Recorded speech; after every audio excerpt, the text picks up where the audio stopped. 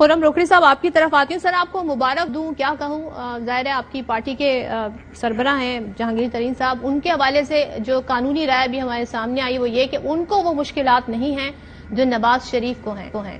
تو پھر اب وہ فل فلیج اب وہ میدان میں اتریں گے, سیاسی میدان میں ڈیفینیٹلی, اور سیاسی میدان میں فل فلیج ہی اترنا چاہیے. بلکہ جو وکٹمائزیشن کا جو دور تھا, جیسے جیسے دور گزرتا جائے گا, جیسے جیسے وقت گزرتا جائے گا تو معاملات کھلتے جائیں گے. پیناما ایک انٹرنیشنل سکینڈل تھا, تو کیا اس انٹرنیشنل سکینڈل میں صرف کچھ افراد, اسی طرح جہانگیر خان ترین کا جو کیس ہے, وقت گزرنے کے ساتھ اب آ کے ہم یہ اس چیز کو دیکھ رہے ہیں کہ وہ اتنا اسٹرانگ کیس نہیں تھا جس طریقے سے بنایا گیا, اور اس وقت کا جو جوڈیشل سسٹم تھا اور ان کی جو ورڈکٹس تھیں اور انہوں نے جو ججمنٹس دی تھیں, انفارچونیٹ سب سے جو پریشان کرنے والی بات ہے کہ ایک کیا اس لیول کی جوڈیشل سسٹم یا جوڈیشری کے اوپر کمرہ نمبر 1 یا تمام وہ بڑی عدالت کے اس کے جو فیصلے ہیں ایک ٹائم کے بعد اگر وہ کنٹروورشل ہو جائیں تو کیا پبلک آف پاکستان, جو عام پبلک ہے, عوام جو ہے, وہ کیسے محسوس کرے گی, یا وہ کس طریقے سے ان فیصلوں کو دیکھے گی؟ کیا ان کے مورل کے اوپر امپیکٹ پڑے گا کہ نہیں پڑے گا؟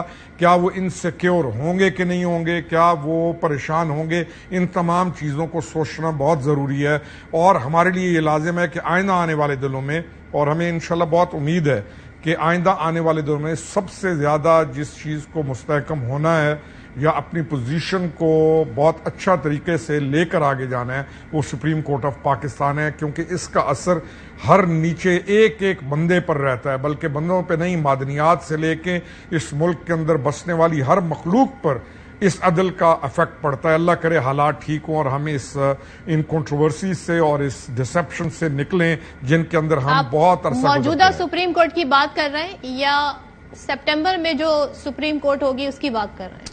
دیکھیں, میرا تو فائز عیسیٰ صاحب سے جس وقت یہ کیس لے کے گئے تھے اس وقت بھی میں ان لوگوں میں سے تھا کہ جس نے اس وقت بھی آواز بلند کی تھی کہ جسٹس فائز عیسیٰ کے خلاف یہ کیس نہ بنایا جائے, کیونکہ میں آج بھی سمجھتا ہوں کہ پاکستان کے سنہرے مستقبل کے لیے ہر بندہ ایک جیسا نہیں ہوتا, ہر بندے کی کوالٹی ایک جیسی نہیں ہوتی, ہر اینکر ایک جیسا نہیں ہوتا, ہر صحافی ایک جیسا نہیں ہوتا. تو اللہ تعالیٰ خیر کرے گا پاکستان کے لیے. جسٹس فائز عیسیٰ ایک بہت رحمت کے طور پہ اللہ کی مہربانی سے بہتر دور کا ایک آغاز ہوگا. تو پیچھے جو چیزیں ہوئی ہیں ان پریشانیوں کو دور ہونا ضروری بھی بہت ہے. جی صدر. خرم صاحب ذرا یہ بھی بتا دیں, آپ نے پیناما کا ذکر کیا, اسی طرح کی بات خواجہ آصف کر رہے ہیں کہ اتنے سارے لوگوں میں سے صرف نواز شریف تھا. مجھے یاد نہیں کہ جب آپ پی ٹی آئی میں تھے تب آپ نے اس طرح کی کوئی اظہار خیال کیا ہو یا اعتراض اٹھایا ہو, میڈیا پہ آ کے کوئی بات کی ہو یا کوئی اسٹیٹمنٹ ہوگا. اب آپ کی اوپینین چینج ہو گئی, تو کس بات نے آپ کی اوپینین کو چینج کیا؟ نہیں صدف, میرا آپ پورا کیریئر اٹھا لیں, میرے اوپینین ایسے چینج نہیں ہوتے, بلکہ میں نے بہت ساری چیزوں کے, چاہے جسٹس فائز عیسیٰ ہیں, چاہے دیگر ہیں, چاہے ہماری پارٹی میں سے شیخ رشید کا بلاول کے اوپر بولنا, چاہے مریم نواز شریف کی تصدیق کرنا, چاہے یہ تمام چیزیں میں ہمیشہ بولتا رہا ہوں, اور انہی بولنے کی وجہ سے اور چیزوں کو کلیئر کرنے کی وجہ سے میرا پورا ماضی دیکھ لیں تو آپ کے پھر یہ الفاظ ایسے نہیں رہیں گے. ہاں یہ ضرور ہے کہ میں یہ سمجھا تھا کہ سپریم کورٹ آف پاکستان اتنا بڑا ڈیسیجن دے رہی ہے پیناما پہ تو واقعی کچھ ہوگا, اور میں بھی ایموشنلی موٹیویٹڈ تھا کہ اچھا ہوا کہ یہ چیزیں ہوئیں. اور میں شاید ان بندوں میں سے تھا کہ جنہوں جب عمران خان نے انسانی ہمدردی کی بنیاد پر کہا کہ جی ہم ان کو بھیج رہے ہیں دوسرے ملک میں, تو میں کھڑا ہو گیا تھا. میں نے کہا کس بات کی انسانی ہمدردی, کل تک تم کیا کہتے رہے, آج تمہاری انسانی ہمدردی آ گئی ہے, تو یہ چیزیں ہمیں کلیئر کرو کہ تمہارا اصل موقف کیا ہے. تو میں اس معاملے میں اپنی گارنٹی دے سکتا ہوں کہ میں چیز کو غلط اور صحیح کو صحیح کہتا رہا, اور ہاں جہاں پہ میں نے غلط کیا تو میں غلطی ماننے کا بھی عادی ہوں. صدف, میں مانتا ہوں کہ میں نے فلانی جگہ پہ غلطی کی, میں بالکل ان میں سے نہیں ہوں, نہ میں آج اس پارٹی کے اندر آ رہا ہوں, اور میرا موقف بہت عرصہ پہلے سے موجود ہے کہ میں غلط چیز کے سامنے سٹینڈ لیتا رہا ہوں. جی صدر. ٹھیک ہے, عامر ضیاء صاحب کی طرف بڑھتی ہوں. عامر ضیاء صاحب, آپ اس جو ساری قانون سازی ہوئی ہے, اب ظاہر صدر صاحب تو حج پر ہیں, اب اس وقت چیئرمین سینٹ قائم مقام صدر ہیں, تو اینڈ ممکن ہے یہ وہاں سے بھی یہ ساری چیزیں کلیئر ہو جائیں گی، تو اس کو پھر اب قانونی سمجھا جائے تو غلط نہ ہوگا. آپ کیا سمجھتے ہیں اب اس سے نئی اننگ شروع ہو رہی ہے جہانگیر ترین صاحب کی اور نواز شریف صاحب کی بھی؟ نئی اننگ شروع ہونے سے پہلے تو میں یہ عرض کرنا چاہوں گا کہ یہ قانون سازی جس طرح سے 14 ماہ میں دیگر قانون سازی ہوئی ہے، یہ بدنیتی پہ مبنی ہے. اس قانون سازی کا عوام سے، جمہور سے، آئین سے کوئی تعلق ہی نہیں ہے. یہ کہتے ہیں پرسن اسپیسیفک، کچھ لوگوں کو فائدہ پہنچانے کے لیے ہوئی ہے. ہماری بدقسمت وہ واحد پارلیمنٹ ہے کہ بجائے اس کے کہ وہ کہے کہ جناب ہم کرپشن کو کیسے دور کریں گے، ہم مجرموں کو کیسے سزا دیں گے، ان کا فوکس اس بات پر ہوتا ہے کہ کیسے جو ہے اس ملک میں لوگوں کو سزا دینا مشکل بنایا جائے. جن کو سزا مل گئی ہے کیسے اس کی سزا کو کم کیا جائے، کیسے جو ہے ملزموں اور مجرموں کو فائدہ پہنچائیں.